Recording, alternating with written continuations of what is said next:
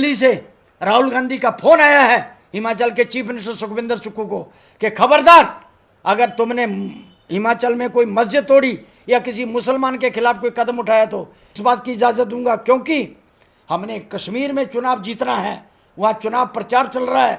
हमने हरियाणा में चुनाव जीतना है, वहाँ मुस्लिम वोट हैं, हमें उनके वोट चाहिए। हिंदू तो सारे शुरू से करती आई है, आज़ादी के टाइम से, इनको फर्क नहीं पड़ता है। हिंदुओं की भावनाओं से खेलना, हिंदुओं के साथ छल कपट करना इनकी मानसिकता में है, इनकी सोच में है। कांग्रेस तो हमेशा ही इनका तुष्टीकरण करती रही है कुछ एक वोटों के लिए। उनको डर रहता है, भय रहता है कि अगर हिंदू समाज हमें वोट नहीं देगा तो मुस्लिम वोटों से हम जीत जाएंगे, हम किसी भी तरह सरकार बना देंगे। ये लोग अपनी सत्ता पाने के लिए इतनी नीचता तक उतर आए हैं कि देश का, प्रदेश का शांत वातावरण भी भंग करने से इनको कोई गुरेज नहीं है। कोई भी इसको कोई बुरा नहीं मानते। उनको फांसी पर लटका दिया जाता तो शायद आज ये जो मंडी और शिमला बारा में हो रहा है ऐसी घटना नहीं होती। उनको सबको मिल जाता कि हिमाचल में हमारी ऐसी हरकतें लोग स्वीकार नहीं करेंगे। मैं इसलिए आया, अभी हाल ही में जो हिमाचल में घटनाएं हो रही हैं, शिमला में चाहे मंडी में, ये कुकुरमुत्तों की तरह मस्जिदें बन गई रातों रात 4-4 मंजिली, और एकदम इतनी संख्या में हिमाचल में मुसलमानों की बाढ़ आ गई। को साफ सुथरा करें, लोगों को लालच न दें, काम करने के अवसर पैदा करें, प्रोजेक्ट चलाएं, परियोजनाएं चलाएं, जिससे लोगों, सरकार में, प्रदेश में इंफ्रास्ट्रक्चर बढ़े, लोगों को रोजगार के अवसर मिले, काम करने का मौका मिले, वो मेहनत करके अपना घर परिवार चलाएं। पहले थोड़े बहुत होते थे, लेकिन आज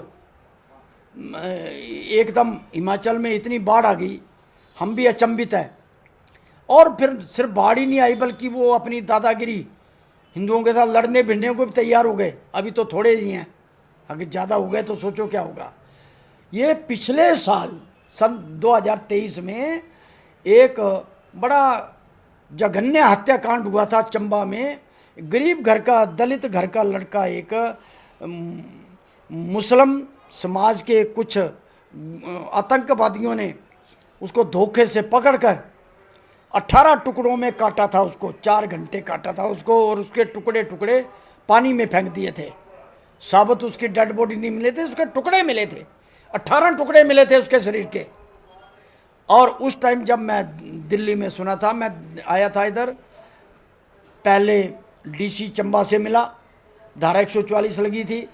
हमने यहाँ उनके ऑफिस के आगे धरना दिया, प्रदर्शन किया, विरोध प्रकट किया और धारा 144 ख़त्म करवाई। उसके बाद हम उस बच्चे के घर में, परिवार में, इकलौता, अपने माँ बाप का इकलौता बेटा था, वो गरीब बेचारे रो पीट रहे थे, उनके घर में गई, उनको दम दिलासा दिया, उनको हौसला बढ़ाया, और उनको हमने कहा हम आपको, आपके इंसाफ के लिए लड़ेंगे, आपको न्याय दिलाएंगे, आपको इंसाफ दिलाएंगे, और जब तक इंसाफ नहीं मिला हम चुप नहीं बैठेंगे। आपका बच्चा था वो, हमारा भाई था वो, हम इनकी ये ऐसी हरकत बिल्कुल बर्दाश्त नहीं करेंगे और उनको फांसी की सज़ा तक पहुंचा के दिखाएंगे। या तो सरकार उनको सज़ा दे, उनको फांसी पर लटकाए, या अगर सरकार के ढिलमुल रवैये से, सरकार की ढिलमुल नीति से अगर वो बच निकलते हैं तो हमने सरेआम ऐलान किया कि हम नहीं छोड़ेंगे। हमें जहाँ मिलेंगे, जैसे मिलेंगे, उनको उनके अंजाम पे पहुंचाएंगे, उनको सज़ा दे के देंगे। अगर सरकार से बच गए तो हमसे नहीं बचेंगे।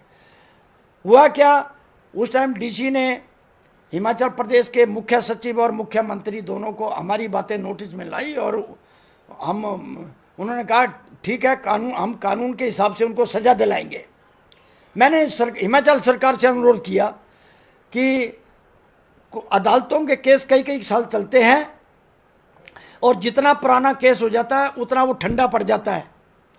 या तो नाम बाद में आखिर में नाम मात्र सज़ा होती है, या फिर कई बार ऐसे ही छूट जाते हैं। लेकिन ऐसे जघन्य हत्याकांड में इतनी बुरी तरह से किसी जानवर या पशु को भी नहीं काटा जाता है जितने 18 टुकड़े उसके किए हैं।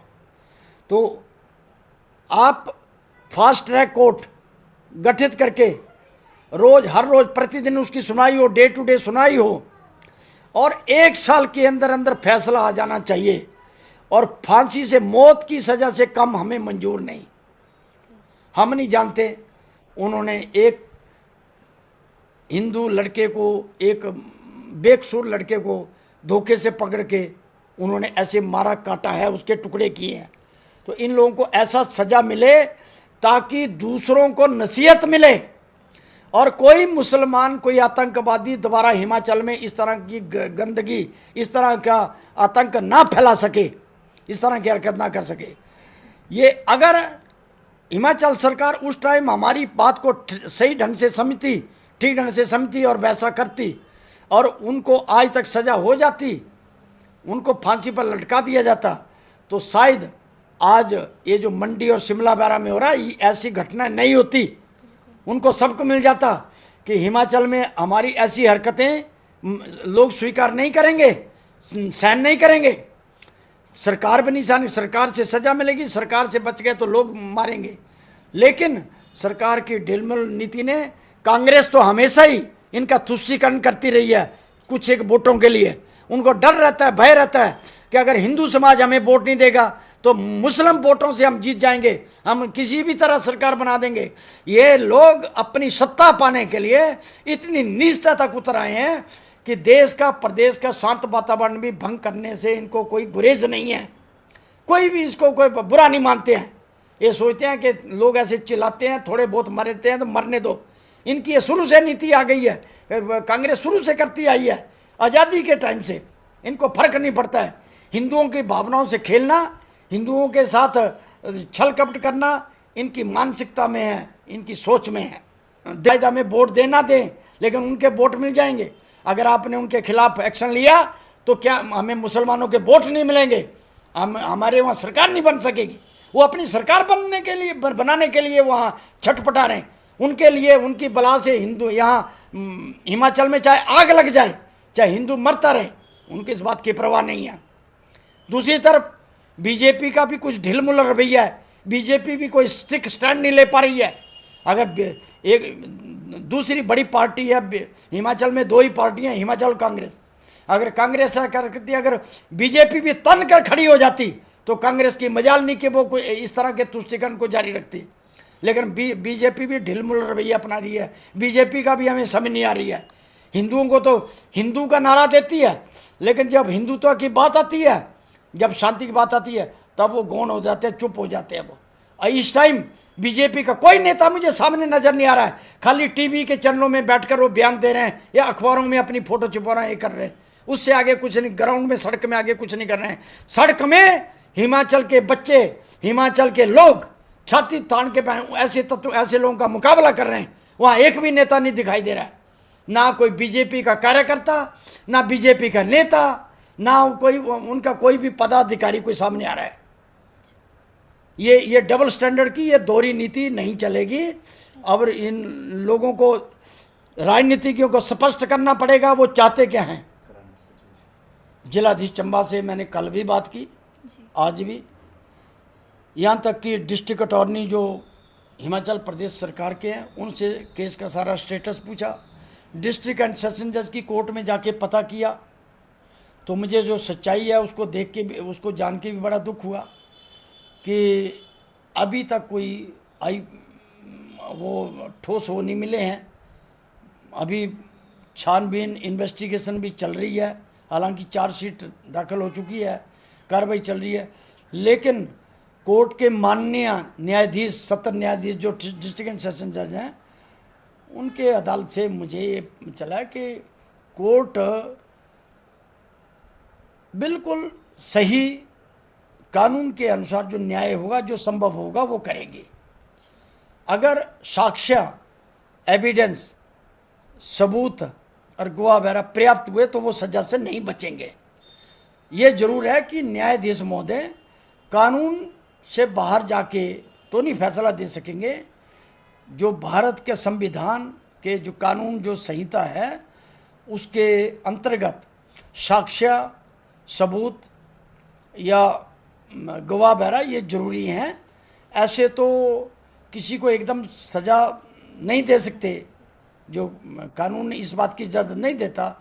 लेकिन अगर साक्ष्य मिल जाते हैं, पर्याप्त साक्ष्य मिल जाते हैं, सबूत मिल जाते हैं और गवाह आगे आ जाते हैं, तो एक सज़ा देने का एक वो आधार बन जाता है। तो उनको सज़ा दी जा सकती है, बिना उससे नहीं।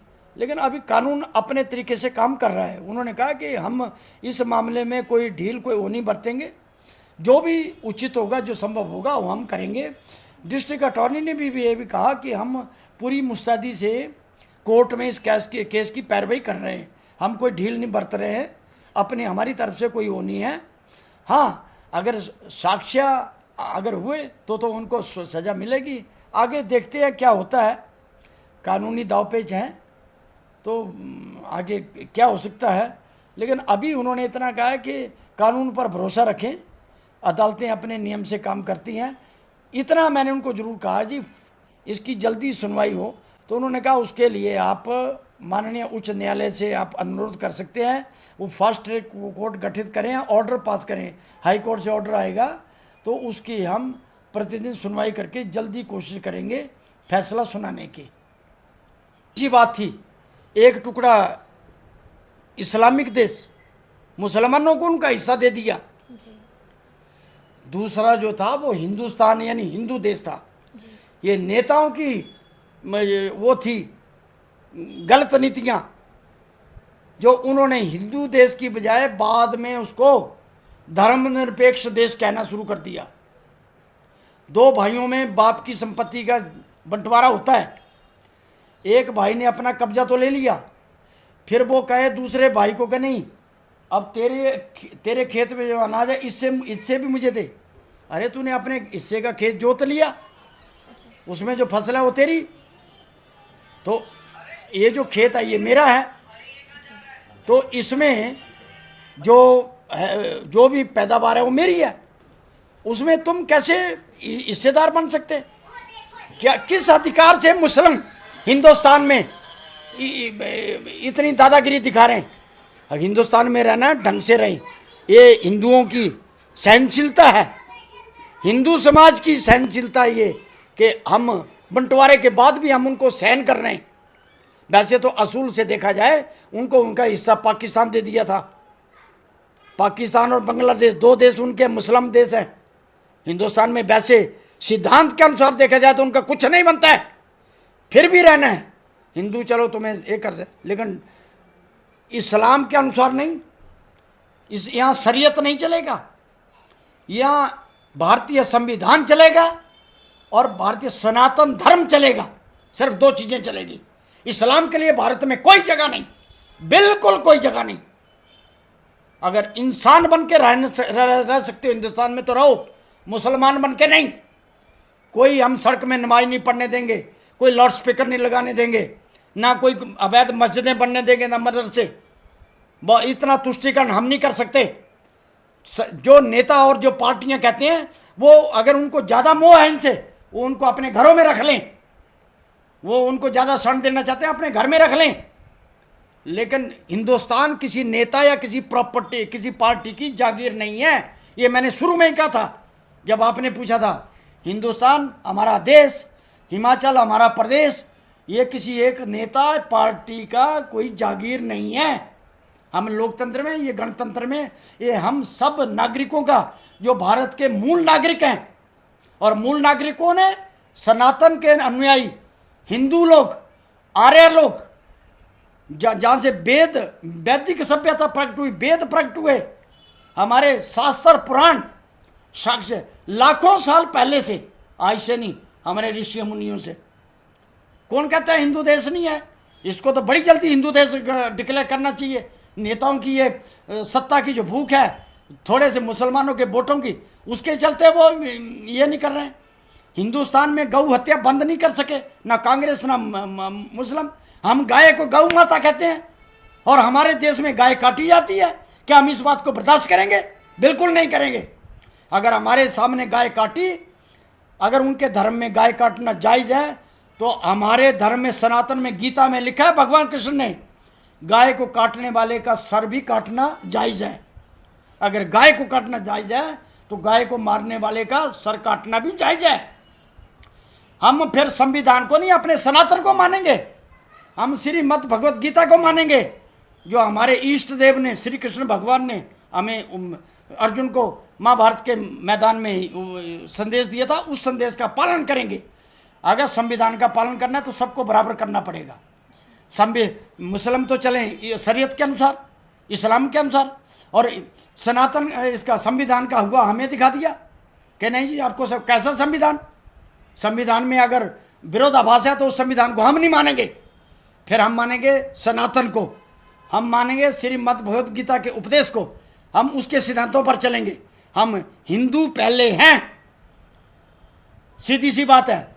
ये देश भारतवर्ष हिंदू से बना है, हिंदू ने बनाया है हिंदुस्तान सनातन। कोई ये कि मुस्लिम ने ईसाइयों ने नहीं बनाया, उन्होंने तो लुटेरों ने आके यहाँ लूटा और कब्जा किया, वो तो घुसपैठिए हैं।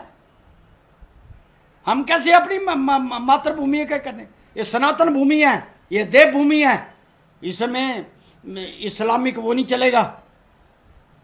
ये खाने में थूकते हैं, ये करते सामान बेचते हैं, हिंदू बन के दुकानें खोली हैं इन्होंने, नाम मुसलमान है, हिंदू ढाबे खोले हैं, हिंदू होटल खोले हैं लोगों को गुमराह करने के लिए हैं। चच्छदम अगर हिंदू नाम ही रखने तो हिंदू धर्म ही स्वीकार कर लो, फिर हिंदू नाम क्यों रख रहे हैं, फिर हिंदू धर्म ही स्वीकार कर लो। अगर तुम्हारी मुसलमान नाम से तुम्हारा काम नहीं चल रहा है तो हिंदू जहाँ नाम रखा है वहाँ धर्म ही रख लो हिंदू, फिर काहे को मुसलमान बने हैं। ये डबल स्टैंडर्ड नहीं चलेगा। हम सरकारों को भी आगाह करना चाहते हैं, नेताओं को भी और मुसलमानों को भी संदेश देना चाहते हैं, इंसान बन के रहना चाहते हैं तो रहो हमारे देश में, वरना तुम्हें तुम्हारा हिस्सा 1947 में दे दिया गया था। तुम 2 टुकड़े किए थे, 1 टुकड़ा तुम्हें दे दिया था, तुम वहाँ चले जाते, वहाँ चाहे जो मर्जी करते। ये अब हिंदुओं का हिस्सा है, हिंदुस्तान हिंदुओं का हिस्सा है। यहाँ या तो संविधान चलेगा या सनातन चलेगा, इस्लामिक नहीं, बिल्कुल नहीं चलेगा तुष्टिकरण। हिंदू युवाओं को एक अपनी तरफ से संदेश देना चाहता हूँ, नशे और व्यसन से मुक्त रहें। ये आदमी के शरीर को तो खोखला करते ही हैं, उसके आत्मविश्वास को भी ख़त्म कर देते हैं। जो आदमी नशे की और व्यसन की लत में पड़ता है वो उसका शरीर भी किसी काम करने लायक नहीं रहता है और उसका मनोबल भी गिर जाता है, जो उसका आत्मविश्वास है वो भी टूट जाता है, और जिसका आत्मविश्वास खत्म हो जाता है, उसका मनोबल खत्म हो जाता है, उसका आत्मसम्मान या आत्म स्वाभिमान अपने आप नष्ट हो जाता है। तो वो नशे और व्यसन से दूर रहे। हमारी जो हिंदू पीढ़ी है, सनातन धर्म के जो युवा लोग हैं, आगे भविष्य की पीढ़ियाँ, वो पौष्टिक आहार करें, दूध घी खाएं, बाज़ार की इसके मिलावटी चीज़ें ना खाएं, अपने शुद्ध दूध घी वगैरह खाएं, अपना घर का, अपने घर की जो पैदा साग सब्जियां और आटा चावल वो खाएं, वो पौष्टिक आहार, उसमें कोई मिलावट नहीं होगी, कोई जैविक नहीं होती, वो ऑर्गेनिक खेती होती है। अपनी जितनी सादगी, जितनी सिंपल ज़िंदगी गुजारेंगे उतना खुशहाल रहेंगे, और नशा और व्यसन से दूर रह के अपना योग और क्रिया को अपने जीवन में महत्व दें। योग करें, क्रिया करें, अपने शरीर को भी तंदुरुस्त रखें, मन को भी तंदुरुस्त रखें, और अपने निजी स्वार्थों से ऊपर उठकर देश, धर्म और समाज के बारे में भी सोचें। अगर देश रहेगा तो हम रहेंगे, धर्म रहेगा तो हम रहेंगे, हमारा समाज बचा रहेगा तो हम भी बचे रहेंगे।